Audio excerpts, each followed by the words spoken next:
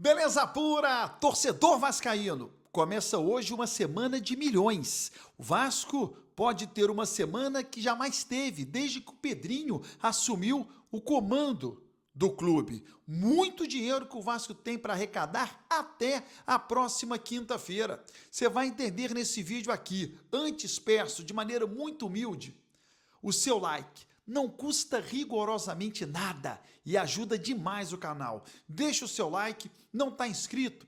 Se inscreva no canal, tem muita gente esquecendo de ativar as notificações, perde vídeos, perde algumas lives, então de cara, para ficar tranquilo, deixa o seu like, se inscreva no canal, ative as notificações. Cereja do bolo é você virar membro do canal, aí o Baran vai ficar eternamente agradecido, tá bom? Quero saber aonde o meu vídeo está chegando. Qual o nome da sua cidade? Deixa aqui nos comentários. O Vasco já embolsou com a Copa do Brasil 14.112.000 reais. Esse dinheiro ninguém tira pela participação do Vasco na competição e pelas fases, né, que o Vasco foi ultrapassando. Essa grana, ela está garantida nos cofres do Vasco. Se o Vasco passar pelo Botafogo na quinta-feira, e já nós vamos falar do time, das dúvidas do Fernando Diniz, e aqui até uma sugestão minha para a zaga, mas se o Vasco passar pelo Botafogo na quinta-feira, ele vai embolsar mais 9.922.500 reais, quase 10 milhões, somente por chegar à fase semifinal e enfrentar Fluminense ou Bahia. É muita grana, além da bilheteria que o Vasco vai ter. E essa grana, ela é dada pela CBF. Por quê? Uma informação.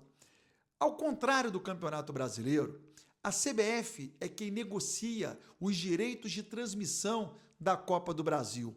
Ela é que vende para as emissoras de TV esses direitos. E com essa grana gigantesca, a CBF acaba distribuindo para os clubes ao longo da competição. É uma fórmula completamente diferente do Campeonato Brasileiro, onde a CBF abre mão dessa negociação. Os clubes é que negociam os direitos de transmissão no Campeonato Brasileiro. Cada clube negocia da sua maneira. TV aberta, TV fechada, streaming, e por aí vai, os jogos em casa. Mas cada clube faz a negociação que bem entender no Campeonato Brasileiro, por isso há uma diferença nessa premiação. Já na Copa do Brasil, é a CBF quem faz essa negociação. Perfeito? Então, para finalizar esse tema, grana na Copa do Brasil, o Vasco já tem 14.112.000 acumulados. Se passar pelo Botafogo, mais 9.922.500 reais. É muita grana. Além disso, o Vasco pode arrecadar muito mais durante essa semana e eu vou explicar a partir de agora. Antes, eu quero aqui o seu comentário. Não deixe de comentar. Eu leio todos os comentários, todos. Não deixe passar nenhum. Comente aqui e o nome da sua cidade. Bom, o Vasco tem 5 jogadores, eu vou chegar no sexto. O Vasco tem 5 jogadores em que a diretoria quer uma negociação emergencial. Ok? Acho até que tem outros jogadores, mas o Vasco quer vender 5, quer se desfazer de 5. Mesmo que ninguém fale abertamente, porque ninguém vai falar abertamente para não desvalorizar o próprio atleta. Lloyd Augusto, Maurício Lemos, Jean Davi, Lucas Oliveira e Matheus Cocão. Esses 5 jogadores, eu vou chegar no sexto e vou chegar no sétimo. Sétimo é da galera, é o jogador da galera. Vou chegar no sexto e no sétimo. Esses 5 jogadores o Vasco quer negociar. Para quem? Quem poderia comprar esses jogadores, já que a gente ouve falar que as janelas de transferências estão fechadas? 3 países em que as suas respectivas janelas ainda estão abertas. Ou seja, ainda se pode contratar. Não por muito tempo. Essa semana. Por isso que eu disse no início, é uma semana para o Vasco milionária, de muita arrecadação. se passar pelo Botafogo e negociar esses atletas. Vamos lá. Arábia Saudita. A janela na Arábia fecha nesta quarta-feira. Turquia e Rússia, outros dois países compradores. São países que buscam atletas no futebol brasileiro. Na Turquia e na Rússia, a janela fica aberta até a próxima quinta-feira. Então, Arábia Saudita, Turquia e Rússia. Árabes, turcos e russos, cheguem até o Vasco da Gama. Lá tem Lloyd Augusto, Maurício Lemos, Jean Davi, Lucas Oliveira e Matheus Cocão. Esses 5 jogadores aí, o Vasco vai abrir negociação. Lembra que eu falei do sexto, do sétimo? Vamos lá. Sexto jogador, Leandrinho. O Leandrinho interessa ao Clube Bruges da Bélgica.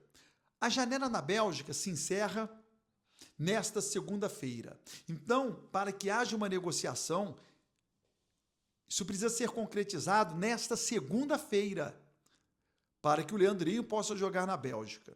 Há um interesse do Vasco em negociá-lo? Claro que há. Lógico que há. Você há de se lembrar, no início do ano, o Leandrinho foi jogar no mundo árabe. Só lá não ficou porque o clube acabou não ficando com o atleta, né? Pegou o atleta emprestado, poderia comprar no final e preferiu não comprar ao Shabab, se não me falha a memória. Então há um interesse do Vasco em negociar o Leandrinho, até porque o Vasco tem 3 laterais esquerdos e o Leandrinho é a terceira opção. Não deveria ser, na minha opinião. Não deveria, mas é. Tem o Mundial Sub-20 pela frente. Seleção Sub-20 vai ser convocada essa semana pelo Ramon Menezes. Ela está reunida em Atibaia, até amanhã. E aí tem o Mundial começando no dia 27 agora no Chile. Então, o Leandrinho, é possível que haja uma negociação do Leandrinho ainda hoje por conta do interesse da Bélgica. E o sétimo jogador, que é o sétimo atleta da galera, Alex Teixeira, né? Alex Teixeira, pô. Que interessa a permanência dele no Vasco, o Vasco se interessa, está sempre colocando ele no banco, mas a torcida não se interessa, não. Sobre o time para o jogo contra o Botafogo, Fernando Diniz tem algumas dúvidas, alguns testes estão sendo feitos. E a principal discussão refere-se ao Hugo Moura. Ele vai permanecer como titular na zaga ou vai entrar o Robert Renan? E aí Hugo Moura vai para o meio-campo? Entra no lugar de quem? Hugo Moura vai ser barrado? Ele era titular no meio. Aí colaborou sendo titular na zaga e depois vira reserva? Não é titular em nenhum dos dois? E aí eu te faço a pergunta, se o Robert Renan jogar como titular, ele joga pela direita, onde vem jogando o Hugo Moura na zaga. Ué, o Hugo Moura não pode jogar pelo lado esquerdo? Ninguém fala sobre isso, ninguém pensou nessa possibilidade. Por que não Robert Renan e Hugo Moura? Com o Lucas Freitas saindo do time e ficando a zaga dessa maneira, até o Carlos Cuesta, que só terá condições de jogo na partida diante do Ceará. Tá, quando o Carlos Cuesta tiver condições, então, como é que vai ser? Isso aí a gente pensa depois, né? Calma.